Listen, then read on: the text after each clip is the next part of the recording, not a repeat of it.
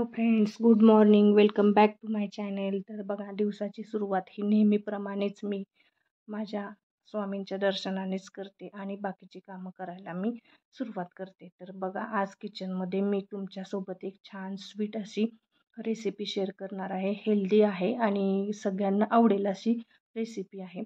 तर ताटामध्ये तुम्हाला गहू दिसत आहेत. मी गहू थोडे स्वच्छ करून घेतले आणि हीच ती खपली गव्हाची खीर ही रेसिपी मी आज तुमच्यासोबत शेअर करणार आहे. तर बघा, हे खपली गहू जरा स्वच्छ करून घेतले. आता ह्याच्यावर मी काय करते, एक थोड्याशा पाण्याने शिंतोडा करते, म्हणजे मऊ ओले करते जरासे गहू, आणि हे असं शिंतोडा करून शिंपडलेले पाणी हे गव्हावर एक 10 मिनटं ठेवायचे आहे. म्हणजे काय होईल, ते गहू जरा मऊ पडतील.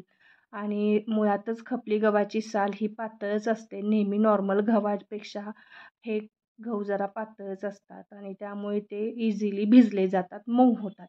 तर एक 10 मिनटं ह्याला असं मी पाणी शिंपडून ठेवलेलं आहे. पाणी शिंपडून ठेवल्यानंतर पुढची प्रोसेस बघा. मी मिक्सरमध्ये आता हेच मऊ झालेले गहू थोडेफार क्रश करून घेते. सुजीचा रवा असतो ना, म्हणतो आपण लापसी करतो त्याच्यापासून, तशा पद्धतीचा ह्याचा क्रश करून घ्यायचा आहे. एका गव्हाचे 1-2-3 तुकडे होतील एवढा क्रश करायचा, जेणेकरून ही खीर छान पद्धतीने शिजून मऊ होईल. ह्यासाठी हे जरा, ह्याला भरडणं म्हणतात ॲक्च्युली. हे गिरणीमध्येही केलं जातं, पण मिक्सरमध्येही होतं. मग अशा पद्धतीने तुम्ही 1 किलो गहूही घेऊन हे क्रश करून फ्रीजला स्टोअर करून ठेवू शकता. एअरटाईट कंटेनरमध्ये हे स्टोअर करून फ्रीजला जर ठेवले तर एक 6 महिने तर इझिली हे छान पद्धतीने राहतं. आणि 11th अवरला आपल्याला खीर करायची असेल तर हा क्रश केलेला गव्हाचा जो भाग आहे तो वाटीने मोजून घ्यायचा आणि त्याची खीर करायची. तर बघा, मी कशा पद्धतीने आता पुढे करते ते दाखवतेच आहे. तर अशा पद्धतीने मी हे बघा, अशा पद्धतीने मी 1-2 मिनटं मिक्सरला ग्राइंड करून हे व्यवस्थित क्रश करून घेते. अशा पद्धतीने तुम्ही हे करा आणि स्टोअर करूनही ठेवा, आणि जेव्हा करायची असेल तेव्हा तुम्ही ही खीर ट्राय करू शकता. खूप छान लागते मैत्रिणींनो, आणि हेल्दी आहे, पौष्टिक आहे. तर तुम्हाला दिसतच असेल की 1-2 मिनटातच मी हे 2 वाटीचं गहू होतं ते क्रश करून घेतलेलं आहे. जास्त गहू असेल तर जरा जास्त वेळ लागू शकतो.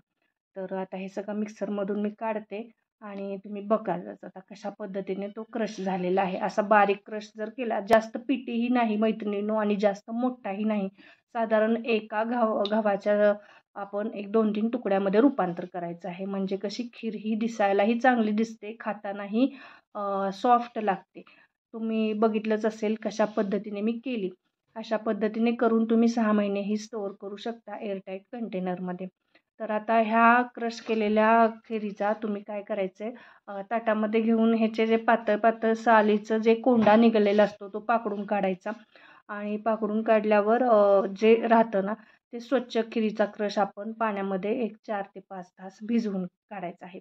हे पाकडल्यामुळे काय होतं, याच्यावरची घाण निघून जाते, आणि जरी थोडीफार राहिली असेल ती पाण्यावर पुन्हा तरंगते, ती आपण धुवून पुन्हा काढून टाकूही शकतो.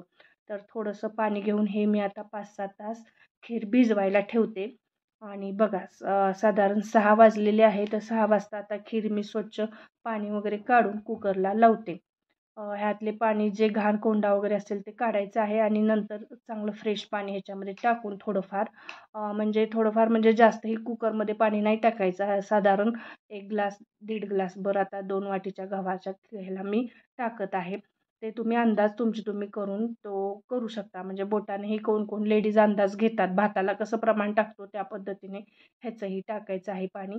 आणि एक 4-5 शिट्ट्यामध्ये ही सॉफ्ट होऊन जाते. आता इथे काही जण खिरीमध्ये तांदूळही थोडेफार टाकतात मिळून येण्यासाठी, पण तो फ्लेवर एक वेगळा तांदूळ आणि खिरीचा येतो. त्यामुळे मला फक्त सिंगल खपली गव्हाचा फ्लेवर माझ्या खिरीसाठी आणायचा आहे. त्यासाठी मी काही ते मिक्स करत नाही आहे. साधारण थोडंसं तुम्ही बघालच की पाणी मी किती मिक्स केलेलं आहे. 1 ग्लासभर पाणी मी टाकलेलं आहे. आता इथे कोणी तेल किंवा तूपही टाकतं उतू जाऊ नये म्हणून, पण शक्यतो नाही टाकलं तरी चालेल. कसंही केलं ना तरी ती खिरीचं कुकरमध्ये जेव्हा आपण लावतो किंवा पुरणाची डाळ लावतो, थोडी तरी ती उतूच जातेच. त्या पद्धतीने मी टाकलेलं तर नाही आहे तेल ह्याच्यामध्ये. आता बघा, 4 शिट्ट्यामध्ये 4 ते 5 शिट्ट्यामध्ये ही खीर पूर्णपणे मऊ झालेली आहे आणि वरचं पाणी हे सगळं आटलेलं आहे, तुम्ही बघू शकता. आता हे जे भांडं आहे हे तूप कडवलेलं भांडं आहे माझं. तर त्याच भांड्यामध्ये मी ही खीर करणार आहे. नाही म्हटलं तरी भांड्याला थोडंफार तूप असतं, बेरीमध्येही थोडंफार तूप असतं. ते वाया न घालवता त्याचा पुरेपूर मी वापर करत आहे. कशी वाटली मैत्रिणी आयडिया ही माझी? सांगा नक्की मला कमेंट करून. अशा पद्धतीने तुपाचा पुरेपूर मी वापर केलेला आहे. तर बघा असं कुकरमधलं सगळं मी काढून घेतलेलं आहे. हे शिट्ट्या करून मऊ झालेलं हे खिरीचं वाटण. आणि आता हे चांगलं घोटून ह्याच्यामध्ये चवीपुरता गूळ वगैरे घालून ते आपण मिक्स करून घ्यायचं आहे. आणि आपल्याला फ्लेवरसाठी इलायची पूड, जायफळ हे सगळं टाकायचंच आहे. आता इथं 2 वाटी खिरीसाठी साधारण गूळ हा मी एक बाऊल मोठा म्हणजे एक 2.5-3 वाट्या घेतलेला आहे. तुमच्या आवडीनुसार गोडीनुसार तुम्ही इथे घ्या. बघा माझ्या आजूबाजूला अनन्या खेळतीच आहे आणि तिची लुडबुड ही माझ्या सोबती कायमच असते. त्यामुळे मलाही बरं वाटतं शेजारी असली की ती काम कसं होतं आणि कसा वेळ जातो कळत नाही ती असल्यामुळे. तर तुमच्या गोडीनुसार तुम्ही इथे गूळ ॲड करू शकता. गूळ मिक्स होतो गरम खीर असल्यामुळे त्याच्यामध्ये ॲटोमॅटिक हा मेल्ट होऊन जातो आणि चिरतानाच मी हा बारीक चिरूनच घेतला होता, त्यामुळे इझिली तो खिरीमध्ये मिक्स होऊन जाईल. आता चवीपुरतं गूळ टाकलेलं आहे. इथे मी सुकं खोबरं आणि खसखस थोडीशी भाजून ह्याच्यामध्येच बारीक करून खोबऱ्यामध्येच मी हेही चवीला टाकलेलं आहे. आता इथे तुमच्याकडे जर ओलं खोबरं असेल, ओला नारळ असेल तर बेस्टच आहे. माझ्याकडे नव्हता त्यामुळे मी ते सुके खोबरं टाकलेलं आहे. पण मैत्रिणींनो चव ही भन्नाटच झाली होती खिरीची. काही प्रॉब्लेम नाही, तुमच्याकडेही ओला नारळ नसेल तर तुम्ही सुकं खोबरंही वापरू शकता. आणि कोणत्याही स्वीट पदार्थामध्ये डिशमध्ये मी नेहमीच चवीपुरते मीठ टाकते. तुम्ही टाकत नसाल तर टाकत जावा मैत्रिणींनो, त्यामुळे त्या पदार्थाची चव आणखीनच छान लागते. तर चवीपुरतं मीठ टाकलेलं आहे आणि इलायची पूड थोडीफार चवीसाठी टाकलेली आहे. अशा पद्धतीने जर तुम्ही मसालाच म्हणतो आपण, जो छान पद्धतीने जेव्हा खिरीमध्ये पडतो तेव्हा त्या खिरीची चव ही अप्रतिम म्हणजे काय त्याला शब्दच नाहीत मांडायला, इतकी छान होते. आता जायफळही थोडंफार खिसून टाकायचं आहे. जायफळीने फ्लेवर छान येतो.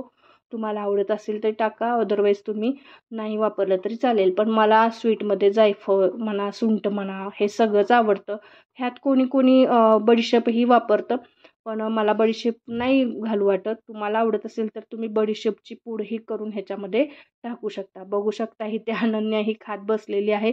मी जे जे करते ते ऑब्झर्व करत असते ती. आता मी मनुके घेतले होते ॲक्च्युली टाकण्यासाठी, बरणी घेतली होती, त्यामुळे तिने ते मागून घेतले मनुके. मम्मा मला दे. ती खाते सगळं ड्रायफ्रूट्स वगैरे, फ्रूट्स वगैरे बाकीचे सगळं मी तिला सुरू केलेलं आहे. मुलांना हे सगळं आत्तापासून सवय लागली की पुढे अवघड जात नाही. इव्हन भाज्याही आपल्यातल्या थोड्याफार मिठाच्या करून वगैरे जरी दिल्या तरी मुलांना ते पुढं अवघड जात नाही कुठल्याही गोष्टीमध्ये. मुलं सगळ्या पद्धतीचं खाऊ हे जेवण हे जेवू शकतात. तर बघा मी ड्रायफ्रूट्स थोडे ह्याच्यामध्ये म्हणाल तर थोडेसे मनुके आणि बदाम बारीक पीस करून घातलेले आहेत. आणि जेवढं घोटेल ना तेवढी ही खीर छान पद्धतीने एकजीव होते. त्यामुळे हे घोटण्यामध्ये कोणतंही हे करायचं नाही मैत्रिणींनो. जास्त एक 5-10 मिनटं वेळ काढून ते खीर जेवढी तुम्ही घोटाल ना तेवढी त्याची चव छान लागते. का तर ते सगळं एकजीव होतं आतमध्ये सारण, त्यामुळे खीर ही घोटायला तुम्ही वेळ हा 5-10 मिनटं त्यासाठी दिलाच पाहिजे. तर आता मी दुधामध्ये करत आहे पूर्ण. ह्याच्यामध्ये तुम्हाला जर पाणी वापरायचं असेल तर तुम्ही वापरू शकता. शिजवताना थोडीफार शिजवावी लागते खीर, जरी कुकरच्या शिट्ट्या घेतल्या असल्या तरी ही शिजवावी लागते. आणि तुपाचाही वापर जरा करायचा आहे ह्याच्यामध्ये. ज्याच्या अंदाजानुसार इथे मी तूप टाकलेलं आहे. साधारणतः एक 4 चमचे तूप गेलेलं आहे माझ्या ह्या खिरीमध्ये. आणि वरूनही घेताना तुम्ही सर्व करतानाही तूप आणि दूध घेऊ शकता. पण शिजण्यासाठी पाणी न वापरता मी इथे दूध वापरते आहे. तुम्हाला जर वाटत असेल तर तुम्ही पाणीही वापरू शकता. आता थोडंफार साधारण पाणी शिजण्यासाठी ह्याला मी दूधही टाकत आहे. तर पाण्याचा वापर केला तरी काही प्रॉब्लेम नाही. आता दूधही टाकल्यावर एकजीव करून घ्यायचं थोडंफार आणि एक 5 मिनटं गॅसवरही शिजू द्यायचे आहे. जरी शिजलेली असेल कुकरला तरीही एकजीव होण्यासाठी एक 10 मिनटं किंवा 5 मिनटं तुम्ही शिजू द्यायची आहे ह्या दुधामध्ये. तर दूध टाकूनही मी ही घोटली अशा प्रकारे. बघा किती छान आत्ताच कलर आलेला आहे. शिजल्यावर तर अप्रतिम लागते, खाताना तर एकदम छान लागते. तुम्ही ही खीर खाल्ली तर शिरा किंवा अजून बाकीच्या शेवया वगैरे स्वीट जे बनवतात ते विसरून ही खीरच ट्राय करा अवश्य मैत्रिणींनो आणि सांगा मला कशी होते. नसेल केली तर ट्राय करा. आणि तुम्ही कशा पद्धतीने करता खीर हेही मला सांगा. ह्याच्यामध्ये मी खोबरं हे मिक्सरला बारीक करून टाकलं. काही जण खोबऱ्याचे पातळ काप हे करून टाकतात, पण ज्याची त्याची चॉईस असते. मी अशा पद्धतीने करते. लहान मुलांनाही आवडते अशा पद्धतीने. खोबऱ्याचे तुकडे काही लहान मुलं खात नाहीत. तर हे सगळं असं झालं की एकजीव होतं आणि कळतही नाही की ह्यात खोबरं आहे, खसखस आहे. त्यामुळे ते आपोआप मुलांच्या पोटामध्येही जातं.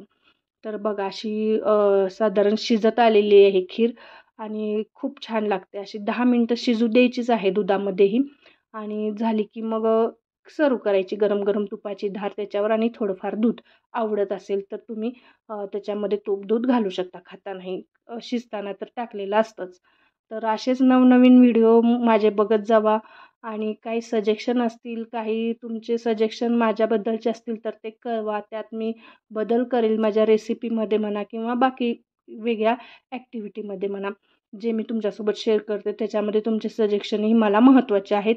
तर बघा किती एकजीव झालेली आहे. अशा पद्धतीने मैत्रीण केली नसेल तर ट्राय करा आणि मला सांगा कशी लागते. आणि असेच माझे व्हिडिओ तुम्ही बघत चला. माझ्या चॅनेलला सपोर्ट करा. व्ह्यूज वाढवा माझे आणि मलाही सपोर्ट करा. आणि काही चुकलं असेल तर त्याच्यासाठीही मला समजून घ्या. तर बघा किती छान दिसते आहे आणि गार होईल तशी ती घट्टही होते. तर अशा पद्धतीने मी हा माझा व्हिडिओ संपवते. भेटू नेक्स्ट व्हिडिओमध्ये. Okay bye.